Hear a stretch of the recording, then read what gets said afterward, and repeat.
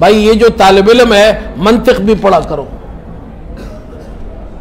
यहाँ हमारे ज़माने में तो फ़ारसी भी होती थी, फ़ारसी पढ़ाई जाती है? नहीं पढ़ाई जाती है, पढ़ाया करो। फ़ारसी बहुत अच्छी ज़बान है, उसमें अशार बड़े मज़ेदार है।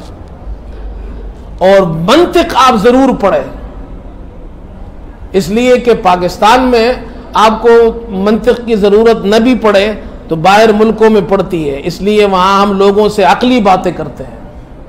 वहाँ आप गैर मुस्लिम को कुरान और हदीस तो नहीं समझा सकते हैं, न वो कुरान हदीस से बात समझते हैं। आप उनको दलील से बात करेंगे, अकली दलील से।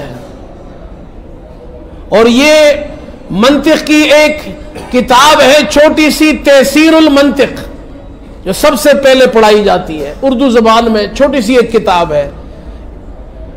हमारे यहाँ ऑक्सफोर्ड में एक आलिम दीन थे, मौलाना इफ्तिखारुज़्ज़मान साहब।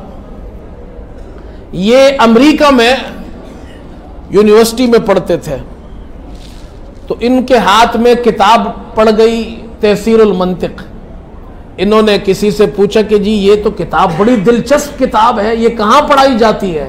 उन्होंने कहा पाकिस्तान के मदरसों में पढ़ाई जाती है। तो वो अमेरिका से पाकिस्तान आया और यहाँ मदरसे में दाखिला लिया, आलिम दीन बन गया। फिर वहाँ गया, वहाँ से डिग्री ली यूनिवर्सिटी से।